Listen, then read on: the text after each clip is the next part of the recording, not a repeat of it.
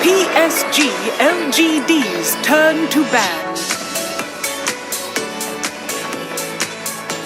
Hokori's turn to ban. And you won't meet a nicer guy as well. He is such a quality human being, himself as well as his girlfriend. They're gems in the community. So hopefully he sticks around in some capacity, even if it's just like on the panel for the Chinese region. I would love to see him still be a part of Dota. Yeah, do you know the nickname for Faith Beyond that's going around? I'm gonna let you tell me. Okay, it's Big Beyond, bro. And I cannot translate what it is supposed to mean. PSG.LGD's turn to pick. Sure, there is another. Yeah, there's another thing where Beyond is. There's another thing that changes, and it's very interesting. It's kind of like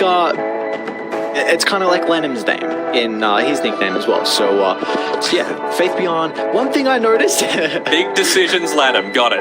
Big decisions, Lanham. Yeah, without a doubt. We do have a draft, which is exciting news. We got a draft. So hopefully we're able to pop that one up on screen shortly. One thing I noticed is that a lot of the Chinese players have nicknames, which is something that was very interesting doing some homework and seeing all the nicknames that the China community have, which is something that I did not know prior. Yeah, and it's very much in like I don't want to say the family sense, right? But even Setsu, he's currently inactive on the RNG roster, his nickname is like Bear Bro, because the words for it sound very similar. That's why Arme on his Lone Druid, if we end up seeing it, is going to have Setsu as the nickname of the Spirit Bear.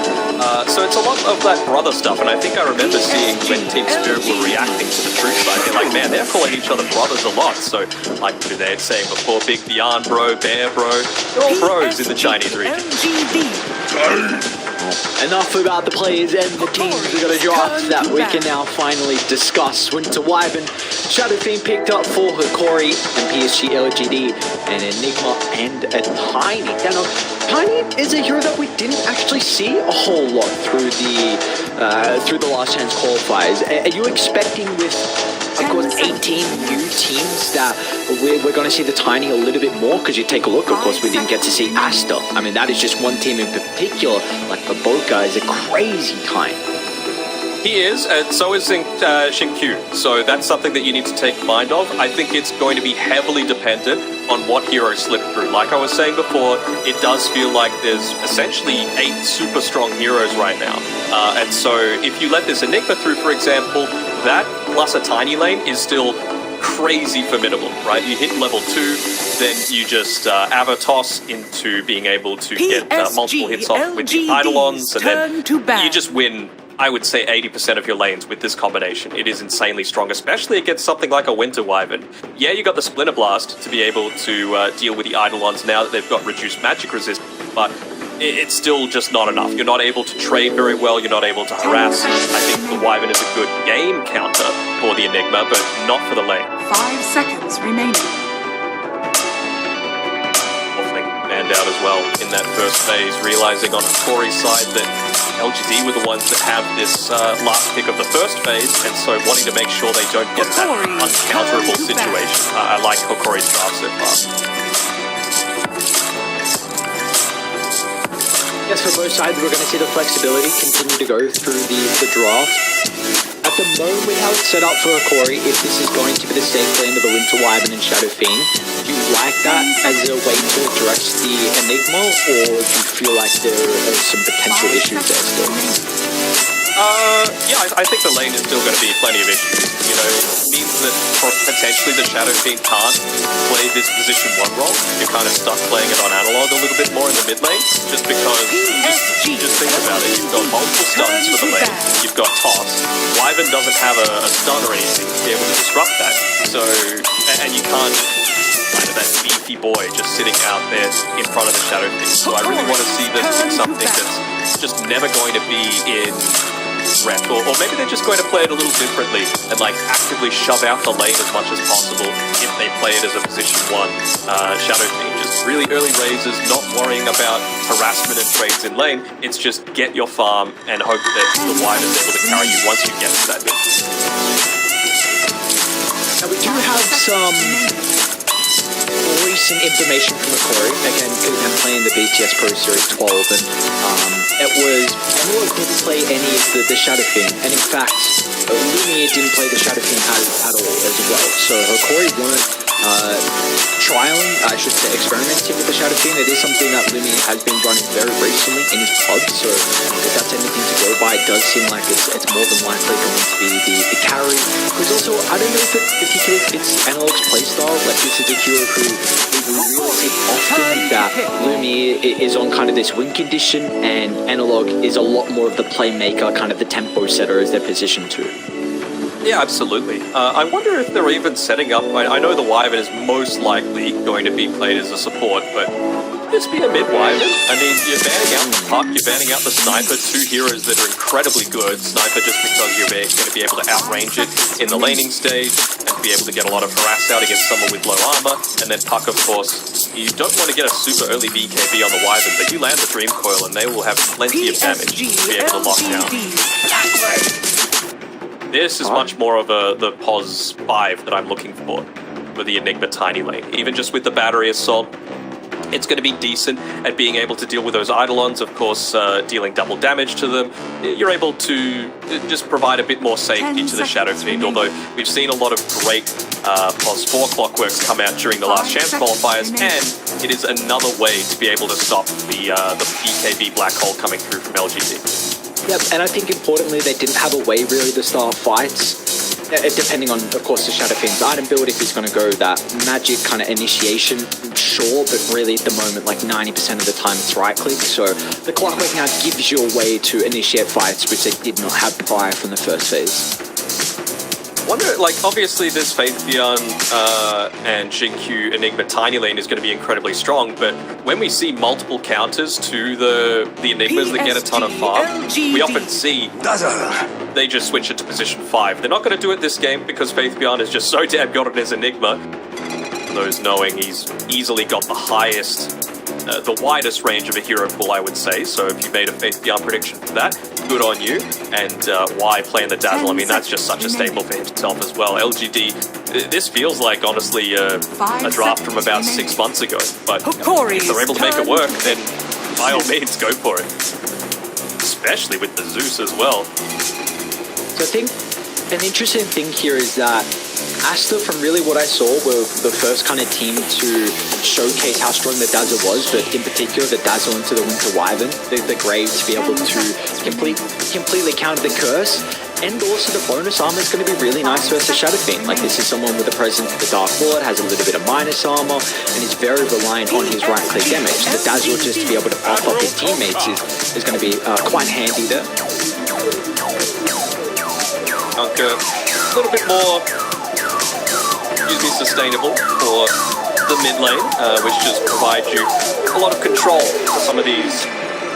Honestly, they are kind of squishy heroes right now in LGD, right? And they might even look to put the Kunkka into the safe lane against the Enigma just to nullify his impact there. It means that you probably can pair the Wyvern together with the Kunkka and then just throw Shadow Fiend mid. I know, like you've been saying, Lumiere is the one that's been spamming it in pubs, but I really feel like this is the way to do it if you're Hokori. 10 seconds remaining. 5 seconds remaining. Well, what are we looking for at the moment here for PSG.LGD? It looks like the Arme here for the loss in regards to the carry. Is there anything that stands out in regards to kind of the holes that they need to cover? LGD. I mean, their push is fairly decent. They need someone that's going to stand on the front lines. I don't think you can revolve your draft entirely around pickoffs and just outplaying in the lane. Someone needs to show first. So something along the lines of a Terrorblade wouldn't be horrible. Just set yourself up. Like you were saying before, a lot of that physical damage is going to be coming through from the Shadow Fiend with a presence of the Dark Lord, with the Kunkka. So something like Terrorblade that just has high armor and you're lacking a little bit of magic damage right now, unless we're magic SF, and then you can just stand and take towers. I don't think that would be the worst decision. I'm a little bit concerned that one of the heroes for Arme might be tired in some of the fights. Like, you're having to go up against Cold Embrace, Winter's Curse, Bookshot and Cogs, and even Conquer as well has a lot of ways to reposition and just be a nuisance. So I wonder if that might be a concern for Army in some of these fights with how he can lock onto some of the heroes, because LGD do not have a lot of stuns as well.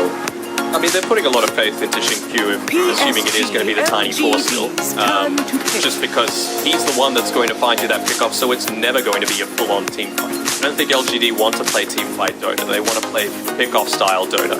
And even just thinking with the Winter Wyvern pick, if you're not able to land a Grey Winter's Curse, then who cares, right? You're basically saving it exclusively for the Black Hole. There's going to be so few instances where these 4 heroes on LGD that we so far are going to be clumped up. So you don't land the perfect Requiem, you don't land the perfect throw, you don't land the perfect hook shot. So it's just all about the coming through from LGD to make sure that they're not in these situations where they're going to get picked off. It's a loose spread is what I call it, that LGD are going to be looking to play around. Hokori near this in their offlaner, it seems, and they're going to have the luxury of being able to respond to whatever LGD go for. They do choose that Terrorblade like I was thinking. It's good for all the reasons that I mentioned, plus the fact that, you know, we've got a lot of magic, physical damage. Cold Embrace saves you. You can even potentially Winter's Curse someone if they're standing next to the Terrorblade for whatever reason and just wipe them out of the team fight. But then you have to worry about the Enigma. Then you have to make sure that the communication's coming through and you're saving the hook shot for the potential black hole coming through from Faith Beyond. But Hokori into the Terrorblade, position 3. Harley looked amazing, so maybe they're considering something like a Weaver. They need a little bit more team play. Yeah, this is good. I like this a lot. You know, just again, something to throw onto the front lines. Let Lumiere, who is playing the Shadow Fiend, do what he wants to do. Just stand there and right-click and just deal with those TB illusions really quickly. Be able to get onto the back line, be able to toss up the Dazzle, I would say, in particular. Just keeping the Fire Panda on top of Faith Beyond, making sure that there's no, or Xinkyu, making sure that there's no blink happening just with that AoE damage aura. How do you feel like Hokori going to set up the lanes? Do you want the Clockwork to play with the Brewmaster to lane into the Dazzle? Or do you want the Clock to kind of be that melee body in front of Lumiere on the Shadow Fiend? I want him to be the melee body. I don't think the Wyvern's going to provide enough in the lane. I think if it was Wyvern Kunkka, I would be fine with it. But with the Clockwork being picked up and with Shadow Fiend most likely going to be played in the safe lane. Again, Lumiere could just switch to it mid and you might have Analog play Kunkka from the safe lane. That's what I would do in this draft. But we'll have to wait and see. Hokori, they also went on record that Vitaly watches a ton of Dota, and not just SA Dota. He watches specifically a lot of the other regions just to learn individual teams' playstyles, and they look to try and craft their draft around that. They don't play the typical SA style, they call it freestyle Dota.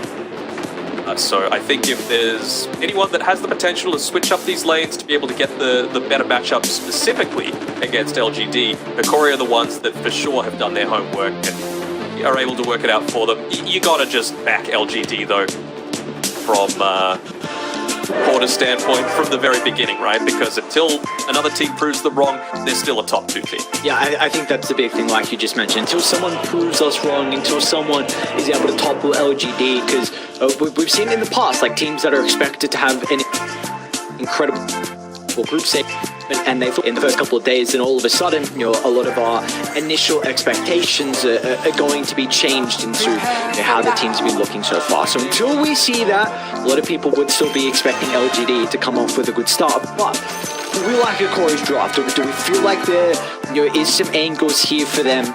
Do they have the right kind of 5-man to be able to topple LGD in this game 1? I think they do, but I would feel, like I was saying before, a lot more confident if SF went mid and Kunkka went into the safe.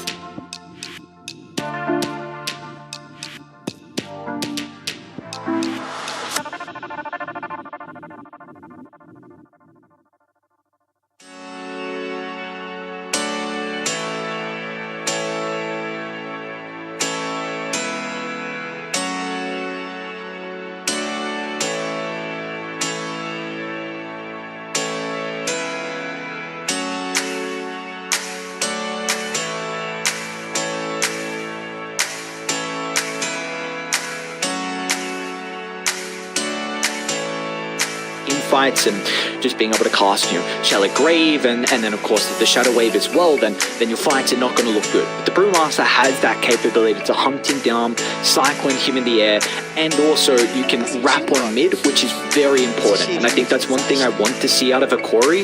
If they, either for them, you need to bring a third person top, use that split, and get a kill on the Terrorblade and try and put pressure on tower, or that first split of the game has to be used when you wrap mid with the Conquer, with the boat, with the Primal Split, and you get a kill on nothing to say. They do have some big openings here with their ultimates on Hokori early, but they need to be able to capitalize. Oh, for sure. I mean, Hokori have the better team fight, no doubt about it. I'm just worried with how LGD might get out of the laning stage in way too good of a spot. They are a team that do not give you the opportunity to come back. I mean, first blood onto Ame would do a lot of good if they're able to catch him out here. Still under the cover of nighttime, the smoke pops and they're going to chase him, but Ame was smoked as well, so he's going to back off. They're not going to be able to claim that first blood. Could they even look to set up on going for a counter kill? Doesn't seem like Faithbjorn and Xingqiu want any part of that at all. Faithbjorn already leveling up the Demonic Conversion as expected. Going to be a little bit more passive on LGD. Wouldn't be surprised to even see 3-1 bounty rune trade, and even 4. What do you make? I'll hold that thought. If they wrap all the way around on Ame top, holding the Clockwork's positioning, and yeah, exactly right. Look at the space that Hokori played with. Go all the way around, straight on top of Ame. That was the prime target that needs the Clockwork to get on top of the Terrorblade. With him doing just that, it enables Lumiere to find first blood. Well, at least for LGD, they get 3 bounties. So across the board, they do have a little bit more net worth on all the heroes. But of course, giving that first blood over to a Shadow Fiend does an incredible amount. You are the one hitting the towers. You are the one dealing the majority of damage in these early skirmishes. So for Lumiere, who isn't a huge SF picker, to get that early net worth boost and have that extra confidence off the back of that, it's going to go a long way towards Hokori's success. They just want to shove out these lanes. They want to hit early levels LGD do. I mentioned before that he's timing around level 2, the tiny ending for lane. Pierre is able to get up to it as well. That would be around. They're actually keeping Gardeck up top here, just for the very start, to try and get a little bit more harassed. But I'm happy that they've switched up the lanes a little bit, just to be able to have the Clockwork in front here. If you went dual ranged, it would have been a disaster, and even dual melee into the Dazzle, very, very tough. Feels like with this top lane with the... is the Winter Wyvern an easier hero to be able to get that Cinderbrew proc? Like, is there a little bit more synergy there? Is that also playing maybe a factor into the Wyvern playing up top? Potentially a little bit. I mean, I don't think this is necessarily a lane where you need the cogs, so level 2 Rocket Flare would have done the job as well. But yeah, Wyvern can accomplish that as well. I literally think it's just to make the core's life a little bit easier. See how those cores are able to get up to that start. Because we are looking towards the level 2s. Lumiere already has his, thanks to all the experience he gained prior. Going to be up to Theola core, but lane's not in the greatest spot for Hokori to look to utilize the level 2s that are coming out short-lived. Of course, there's always the beautiful thing about the Enigma, often playing with the creep wave close to your T1 tower. Yeah, I mean, and this is kind of by design as well. I mentioned that they wanted to shove the lane out anyway, just to get those early spells up. So Theola core's job is essentially to bait LGD to going on him, and if Lumiere's level 3, maybe you get the turnaround kill.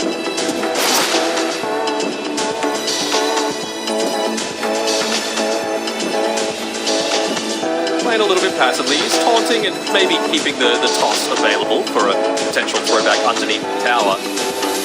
Try and time it with the Eidolons looking to split, which they just do, and they've just hit level 2 as well. So this is where Hokori needs to be most mindful. Don't get caught out of position. Xingqiu gone for the wraparound, seeing if he can find someone. Another 10 or so seconds left there on the Eidolons. Doesn't feel like they're confident enough yet to go for the kill. Back in orange.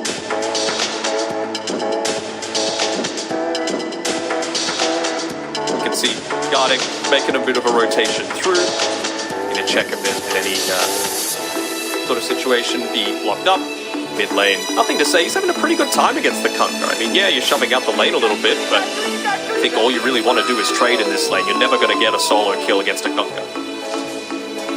Yeah, Analog just got the stick delivered, so we see a lot of heroes against the Zeus like to go for the stick straight away, sometimes even one as well, depending, but I felt like the stick wasn't required early on. Top lane, Vitali's getting chased. He's keeping Vitali healthy, beautifully done. We're not ready for that point in the cold embrace. Often the Winter Wyvern going for a 1-1 build, but catching Arme off guard, so Hokori got their second kill. This is what we were talking about. They used the Olakor to bait.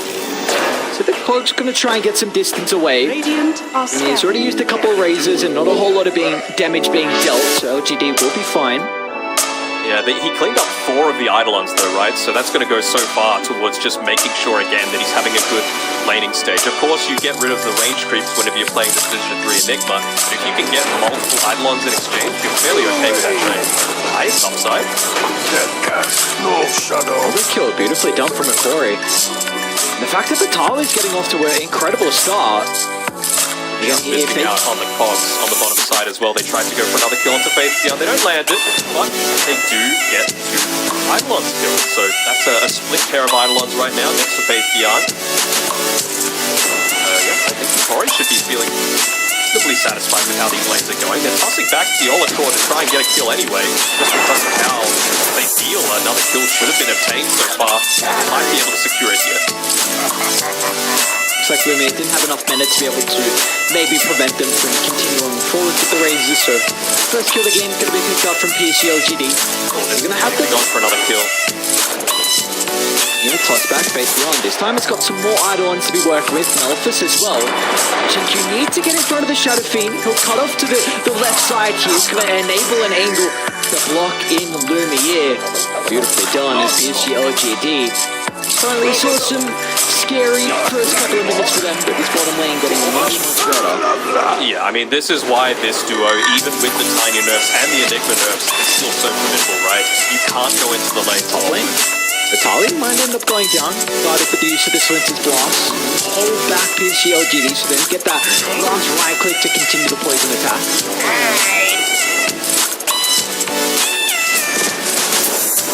Going to the Olakor, it was to be expected. That's kind of what you look to go for whenever you're playing this Clockwork. He was kind of low on mana anyway, so I'm sure he appreciated the bottle. Now Shinkyu's movement here, both of them having the boots, but Clockwork just that little bit faster. He'll be able to protect the power room. Very important to do this against the Zoo. Who has level 6 now as well, so we're going to see how weak Hokori are in the side lanes. Step lively now. Your admiral is on for the new Kumafar could be able to secure their 3rd kill of the game here for PSG.LGD. They will have a 3rd duration left on the Metamorphosis, but it looks like with the lane completely shoved in, Vitali's not in a compromised position where they can kill off the Brewmaster. They're really looking to go for kills here. Like, I love this observable placed on the bottom side by Hokori, realizing that that's the avenue that Shinkyu is coming into this bottom side of the map. And a little bit more south. Yeah, there's the one. Because he knows that with the Zeus hitting level 6, they're going to potentially go for a kill onto the Shadow Fiend. Mating who here? Yeah. Or getting tossed back. Not the neutrals to provide the extra damage as well. Theolacor, you're okay for the moment. Lumiere is going to finally step in, but lost the full duration out of the battery still. So it just looks like a lot of posturing going on down bottom at the moment, but Faith Beyond has the flags and 3 points in the Eidolons now, so the damage is really going to start to stack up. Hokori need to show some respect here.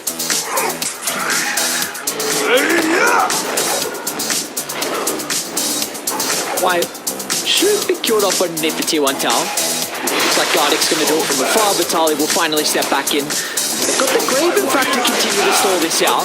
Let's see if the Thunder Gods is going to be used. It's not enough, and now Vitali gets enough experience thanks to the kill onto the Dazzle, so now he's got the first spot of the game to work with. 3 deaths for Arme. Arme. Secure the kill onto Arme. 3 deaths on the Terrorblade to start, and meanwhile, Analog mid lane use the boat as well. He's trying to chase down Nothing to Say, who might be forced to go for a deny into the neutrals. The rest of the team starting to care. Shinkyu as well has the toss to send him away. He's actually going to send him the tower instead. Oh no! Not that way, because Theolacor can step in, just close the distance onto the Zeus. And now Analog, he's going to be able to escape as well. Theolacor has the cogs to protect the Conquer. What a beautiful sequence of events here for Hokori. They This is exactly how they needed to do it. I mentioned before, this is what's important for Hokori. They got to get out of the laning stage in a relatively good spot because their team fight is superior. So the fact that they're coming out against LGD, one of the best teams in the world, 8.5 minutes in with a very slight net worth lead, I feel super happy about that. At least with Ame, he's playing a Terrorblade, one of the heroes that's best able to retreat back into the jungle and look to pick up a lot of that farm using the illusions with their high armor to be able to tank. So he just doesn't want to be in this lane anymore. The downside for LGD is that they don't really have any heroes that do want to sit in that lane. So I feel like there's a big opportunity now for Hokori to be able to take this tier 1 tower without too much congestion. They just use the Thunder God's Wrath, the TB.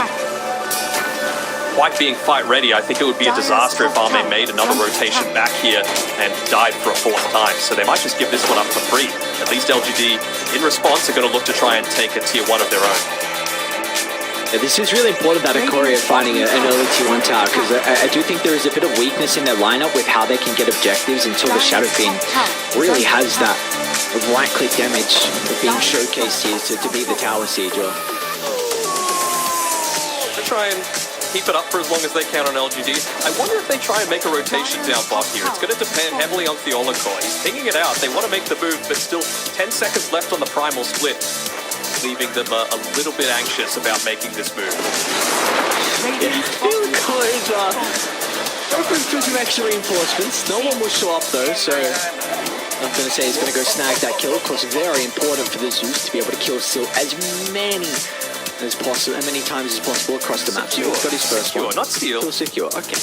Kill secure. He also needs the power runes, and unfortunately, nothing to say. It's going to be an arcane rune that spawns top. So this is not going his way early on to start. Got it. Having a pretty decent time with his levels as well. Didn't buy the tome, but actually he's got it coming out to him. So we'll help onto the level 7. Not too bad for a Winter Wyvern when you're coming up against these heroes that, like the Enigma in particular, like the Terrorblade. It means that you're so hesitant to want to join a lot of these fights because Split and Blast just rips through the illusions early on, as well as the Eidolons. It is Hokori. They've got their ultimates, they've got a catapult timing as well. They want to look to get kills. Tries going to be chased down to the triangle, and everyone just splits away from PSG.LGD. They want nothing to do with a potential skirmish. Xenolog will start wide in his tracks. A nice kill, but you see instantly the read from Nothing to Say. As soon as everyone leaves mid, he's going to try and move over to maybe get some of the creeps away to slow down the siege. But importantly, Radiant will glyph up the wave so they keep their catapult healthy.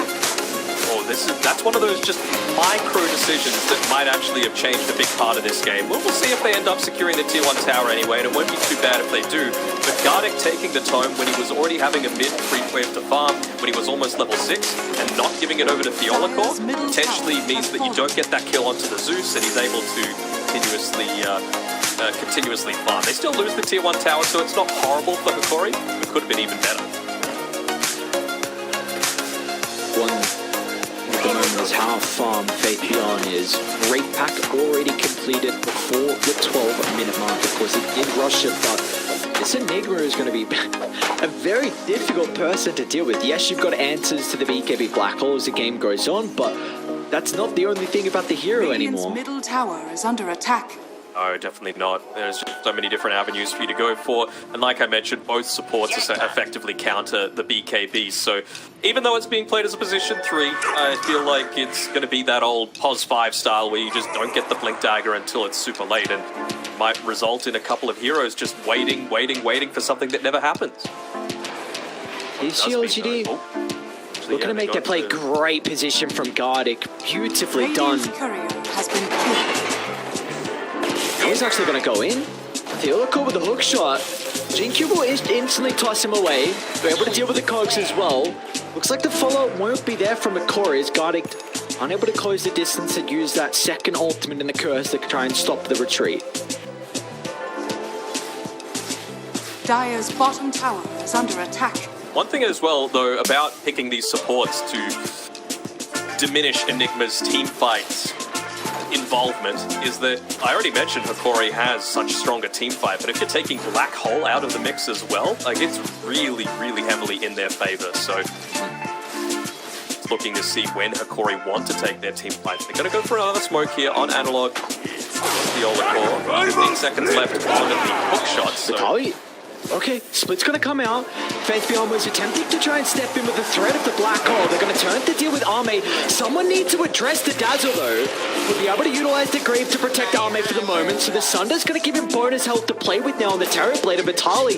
Needs to try and get some distance away, but the Primal Split soon to expire. They'll use the Thunder God's Wrath as well, just to scout him out in the tree line, so PSG.LGD. The first big skirmish victory for them as all 4 heroes show up.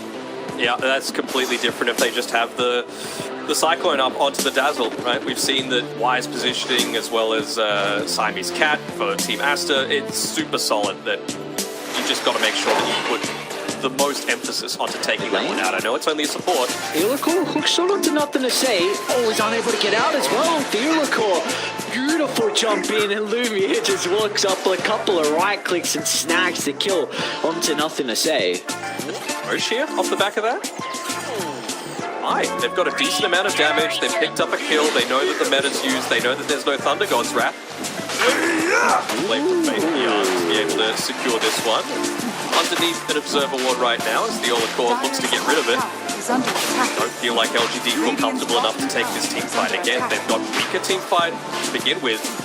Don't have anything that's going to be giving vision outside of the Eidolons, so it seems like they just want to keep the lanes pushed out a little bit more in their favor, split up the map as much as possible, and give up this first key objective. It seems like for Hokori, they're probably going to look to farm for maybe another 2.5 minutes, potentially 3, get that BKB on Lumiere.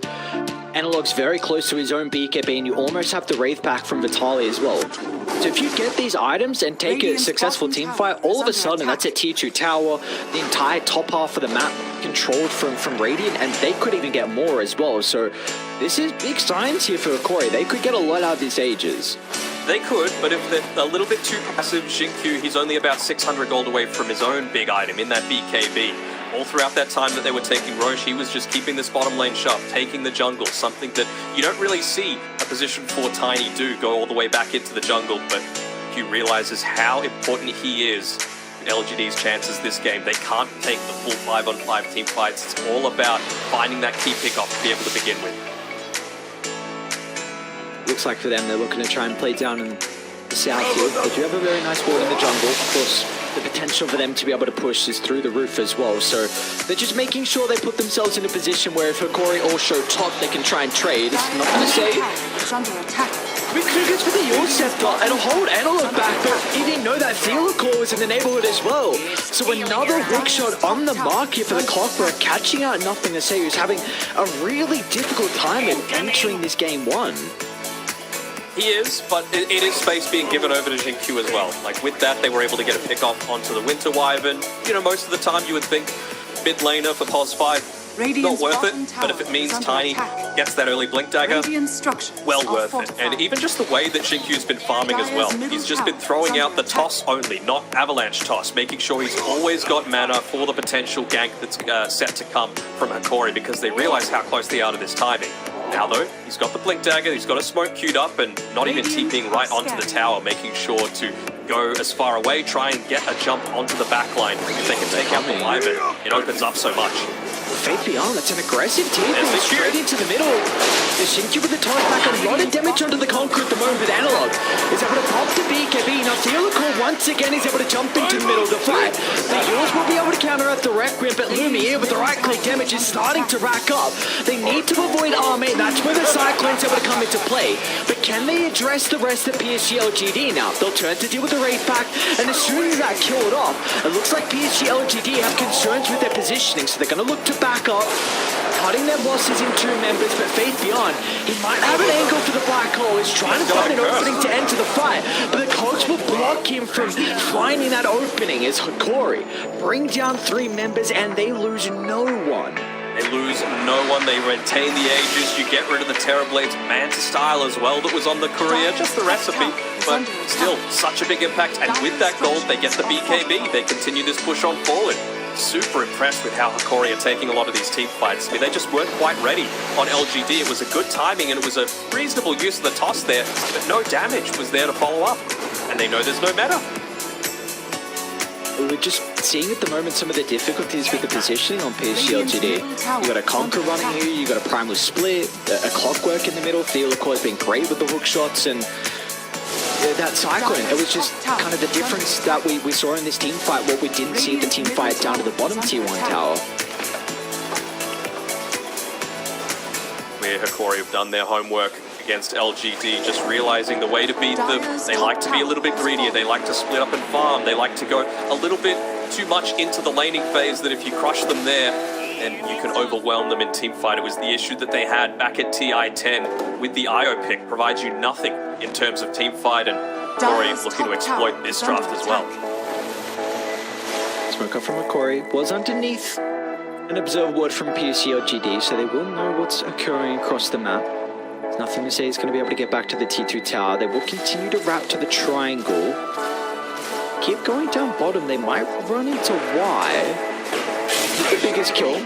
Take it though. Mira is hitting very hard right now on this SF, and they should be able to just secure this T1 tower for free as well. And their best job on Faith Beyond as well as Xingqiu to be able to push it out. Did they land the turret here? Nice. Yes, they do. Beautifully done.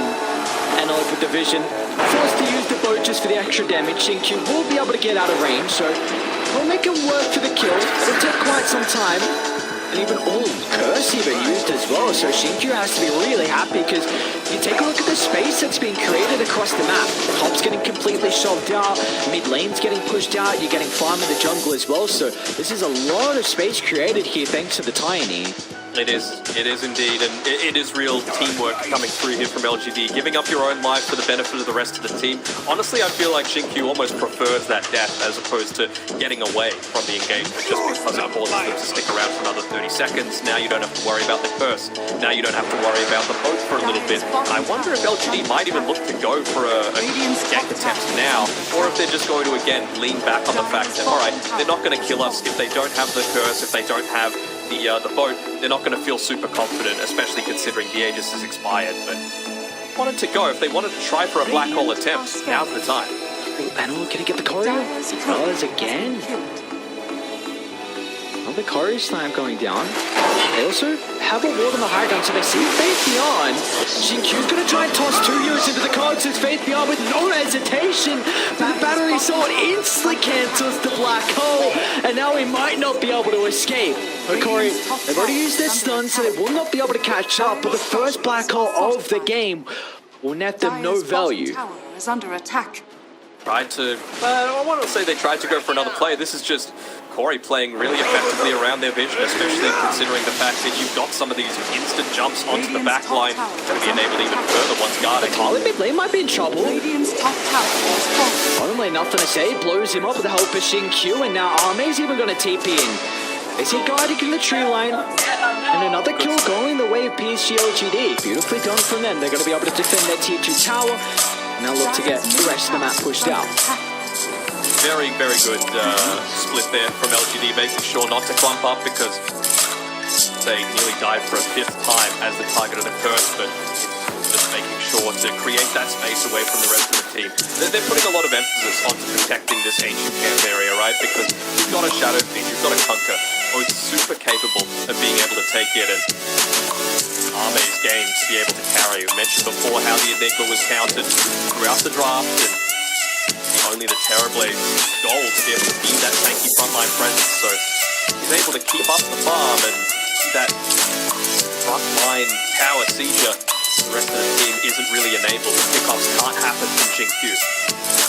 Yeah, I have some big concerns with the late game. I know you're saying that probably Hokori have an advantage in the team fight, but I feel like Armin might just be able to solo carry this game. I think the Terrorblade matches up very well versus the Shadow Fiend. You've got a armor advantage, which is a big thing considering the Shadow Fiend is all right-click damage. He's going Skadi next item as well on Arme, which is going to prove to be a big issue for a ranged right-clicking hero. I think one advantage that we see for Lumiere is that he's going Daedalus, which is pretty much the item you need against heroes that have a crapload of armor to be able to pump that damage in. So there's going to be a slight window here potentially when this Daedalus is completed, but I am worried about late game. I think it really comes down to how Vitaly is able to play on the Brewmaster. Yeah, I mean, so much, right? I think in a 1v1 matchup against the Terrorblade, you can feel reasonably confident on Lumiere, but it's just all about clearing out those illusions, making sure that there's not the dazzle save and allowing a true 1v1 Shadow Fiend beat Terrorblade lineup to... Is that another smoke brought out? Yeah, another smoke underneath the observe ward. Xingqiu is going to look to try and sacrifice his life. Yeah, so they won't probably reveal the observe ward placement. I'm going to say if you popped the smoke from the tree line and blinked away, then it would have been very obvious the ward was nearby, but it feels the case just to sacrifice his life instead and not show the ward. Why pushing out this bottom lane, just wanting to say, look, just stay away from my cores. They still need time to farm. They're still in the oven, baking right now. And that's good, because if what? Oh, he's going AD-VEL actually. So we had a 4-star queued up, which I was going to say, I think for PSG.LGD, really important for their members to get some repositioning, because this clockwork has really been a big issue for them. But AD-VEL will definitely help out in that regard with where Y can be on the map. Yep. Next on the Hokori. I see a Void Stone being warmed up, but anything else coming out to it? I think he wants the mana regen. I wouldn't hate to see something like an Aghanim Scepter come out from him in this game. I know, you just think I'm a little bit of a fanboy of the clock action, but it serves a big purpose this game. When you see that he's going for that Aether Lens on the Dazzle, it means that the Aether Lens. It means that you're going to need vision, right? And it provides a lot more of that with the amount of rocket flares that you're able to spam out, so that Dazzle is the main target. Second rush going the way of Hokori. And it's up! Aghanim Shard and the Ages given over to Lumiere on the Shadow Fiend. PSG.LGD. They were right on the scam, but they were a little bit too late to group up and smoke. They're going to continue to try and find a team fight here. But Hokori, they're looking to address this bottom side of the map, where the objectives are soon to be claimed.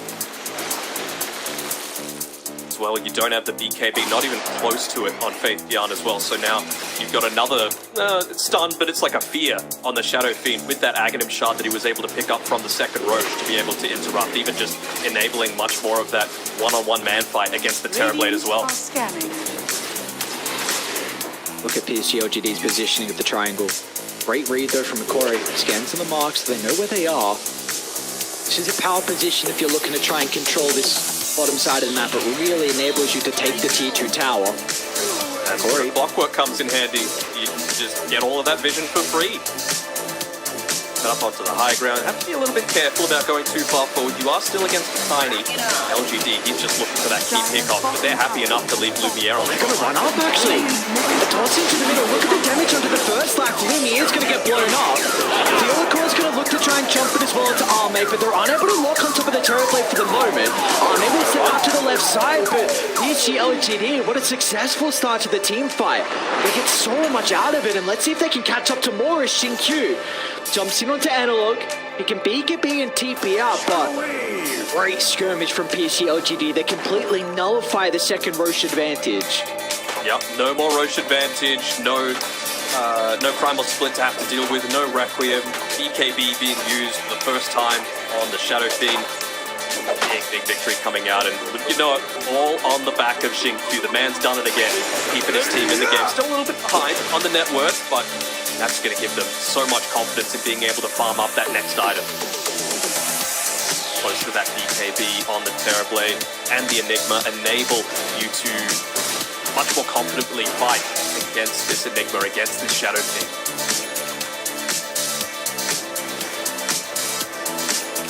That's another pretty big item. Oh yeah. And they're even just going for the burst as well, and nothing to say. He's level 15, he's got the E-Blade finished up as well. So it's very clear that him as well as Xingqiu are going to be playing together. So much burst magic damage coming through from it. Let's see how powerful his micro is going to be with this new Scepter. With this Wind Panda trying to scout out anyone in the jungle. Oh, they're running to nothing to say, in fact. They need an angle for the hook shot, and Hokori will just clip him even after the jump away. Beautifully done from Hokori. Quick movement from them, catching nothing to say off guard. And more mid lane. Oh, it was just the XCOM cough. It's okay.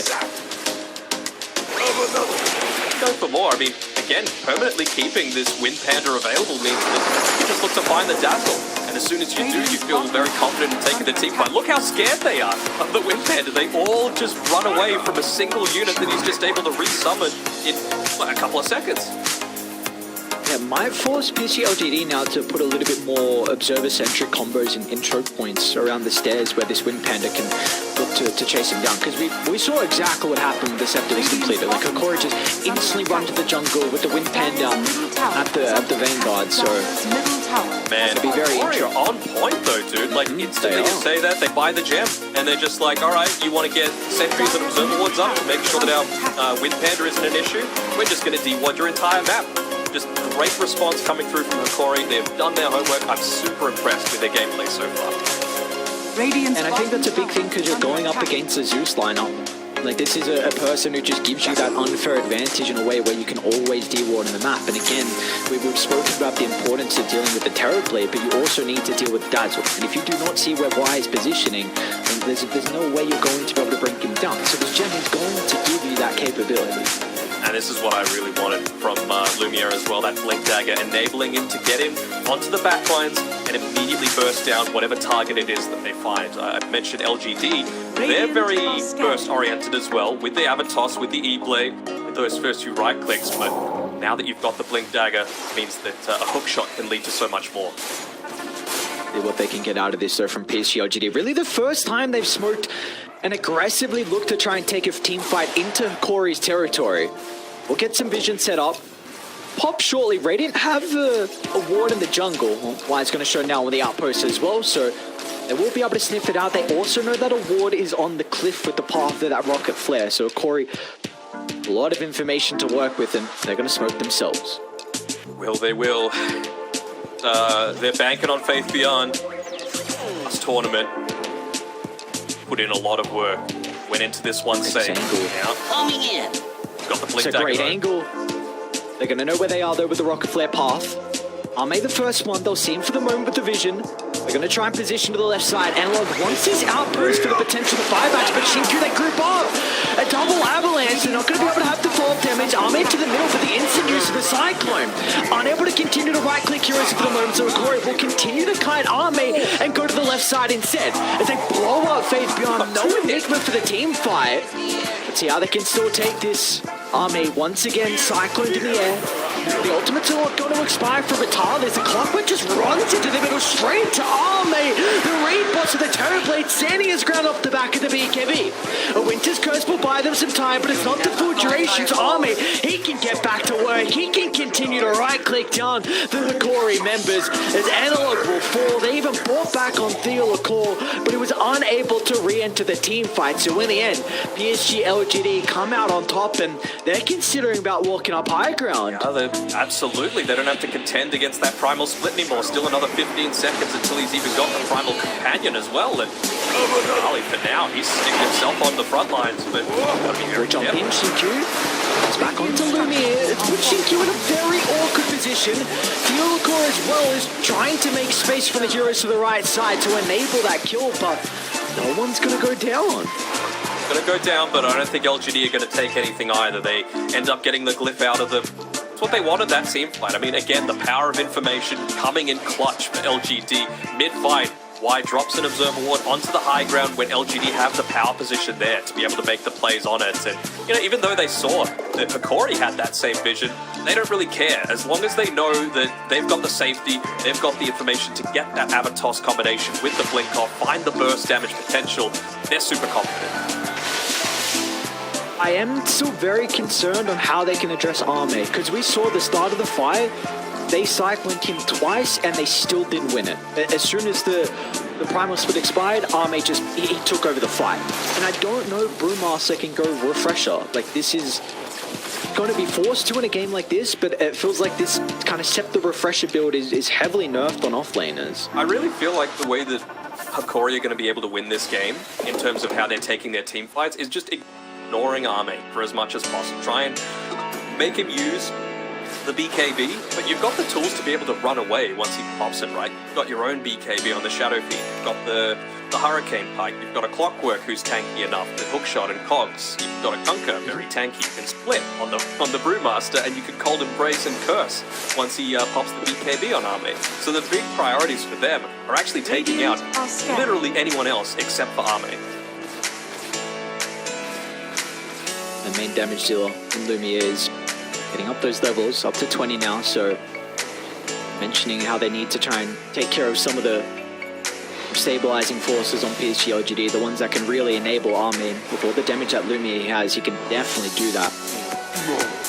I mean, this fight, it's a really quick Roche respawn. They're going to get information about it with Rocket Flare. They need to kill Xingqiu. They know 100% that he's not going to have buyback if he dies this fight, so even though LGD have that outpost control, it's going to mean a 5v4. It's going to mean they can't get those quick pickoffs that they've been basing these past few successful fights around. So if they're going to smoke on PSG.LGD, they've got a double damage rune. Daedalus freshly completed. It feels like God, it has to be the X factor in this fight now. If you can catch up the Terrorblade.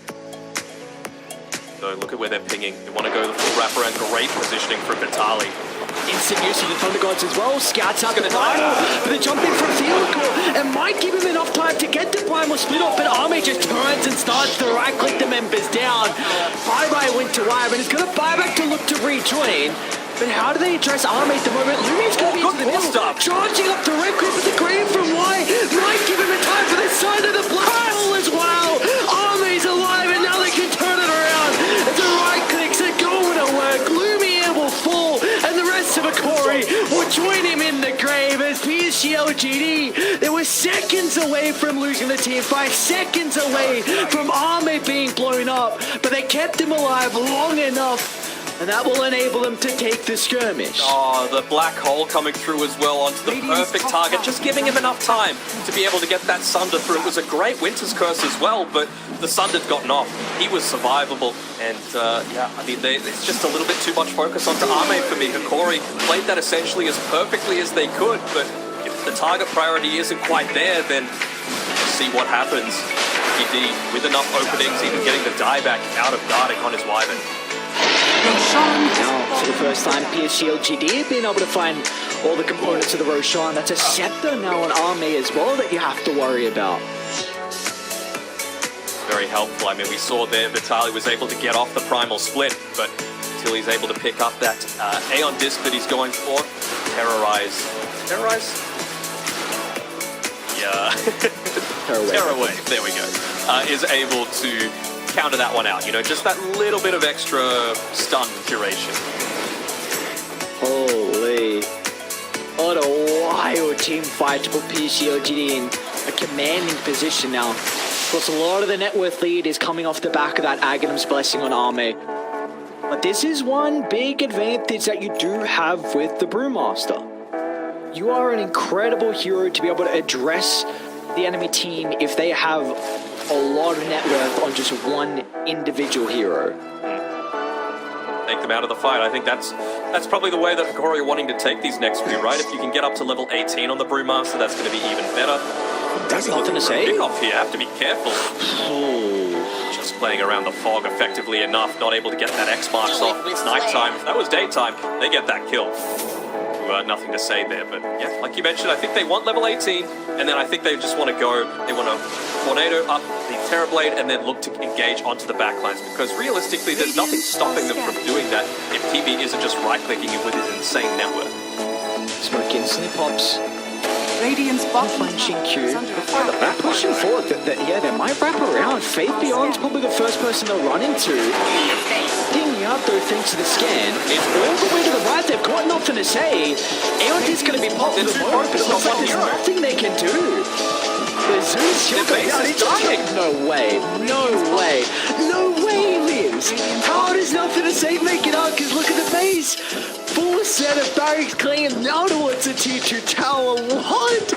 Oh, he lived. Oh, they just got a little bit of tunnel vision. Again, the nighttime. I don't think they saw Xingqiu there on the low ground. Otherwise, they would have absolutely made that jump. And I don't think they even glyphed either. They were just so focused on, let's kill something. Let's get rid of a lot of their vision. And no, you would hate for that to be their undoing, but I mean, this is where LGD look to punish you, right? Their individual plays, their understanding of vision around the map, and punished Hokori very effectively.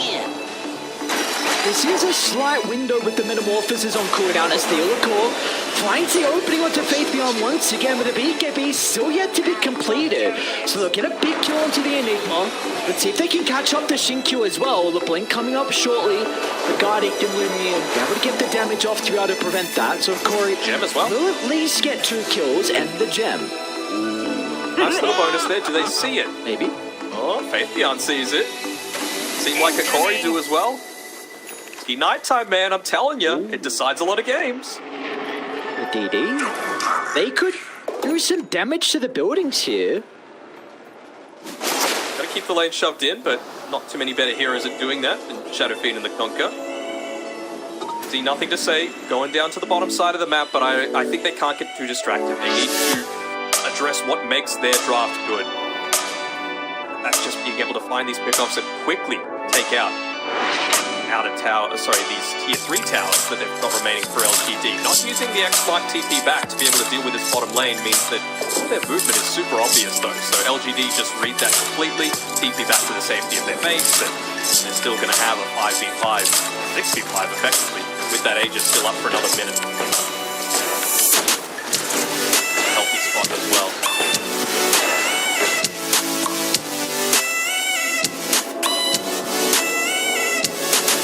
It's always going to be difficult here for Hokori though, for them to now be the first one to start the fights. They need a way to address bottom. See if Analog is going to be able to kind of fulfill that role, but PSG.LGD going to look to smoke themselves, wanting to control Radiant's triangle. And get their first and set up vision. It's going to be very difficult for Hokori now to pick a fight there. They're using nothing to say his bait. He's got many avenues to be able to escape. Blink Dagger, E-Blade, Dual Scepter, Aeon Disc, the jump as well, so trying to bait him a little bit here. Not out anyone. Army on the charge. They got the vision. Army is just going to jump up the higher ground. Target's guarding down first. Hokori breaks but keeping alive enough. Going to say instantly blows him up. And up with the toss back as well onto Vitali. There'll be no split to protect the Prime, the Brewmaster. And now they're on to more as Faith Beyond might be able to run into Analog in the tree line. Yeah, and Lumiere also will escape.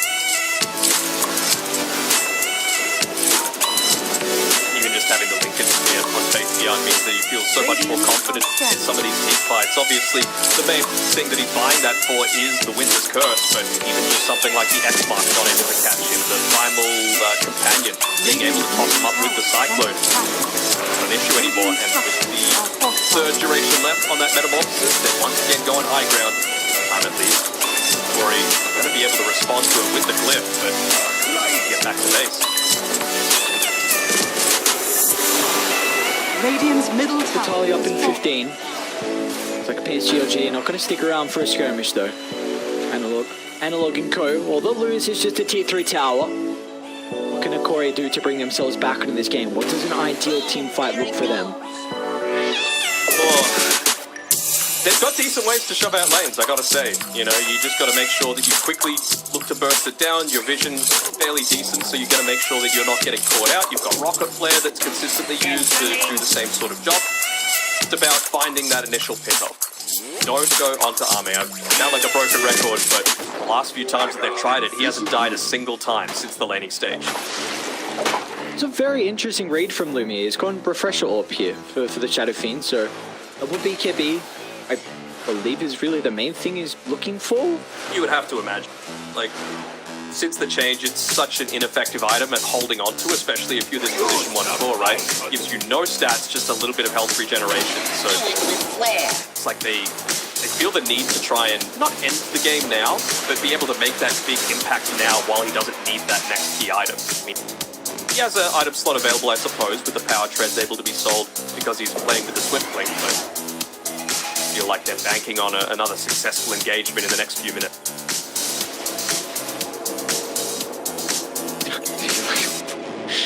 Just taking the outpost and just jetpacking away, so boom, there it interesting goes. plays from them. They do have a double damager in down bottom as well, so I mean, you're already far enough ahead. They got a DD on Arme as well to play with. And the bottom lane pushing in. I wonder if you can dispel it, but guarded again, the person that's going to be caught out. They need the Winter Wyvern in this team fight. The save along with the curse to potentially deal with Arme is vital for them, but they will not have him. This is the threat. And Arme, he's just going to jump into the team for tower. A couple of creeps. Oh my, Arme just cleans up Analog. Xinqiu's gonna fall up as well, grouping them all together.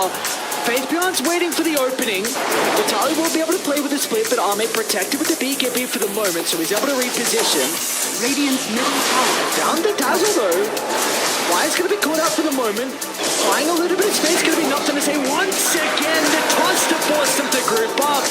As they're in with the black hole, it'll be stopped in its tracks. A lot of damage thanks to the Winter's Curse, but they've lost Lumiere. They've lost the main damage source, and the rest of the components are going to crumble as soon as the Shadow Fiend gets buried 6 feet under. As PSG.LGD can now look to close out this game 1. And yep, they've done it. GG's are called, and PSG.LGD will start off their TI-11 run with a victory. Maybe split a little bit though. Hokori made it work for it. I mean, they had the win probability until about the 30 or so minute mark of that game. On the ropes for quite some time, but just takes a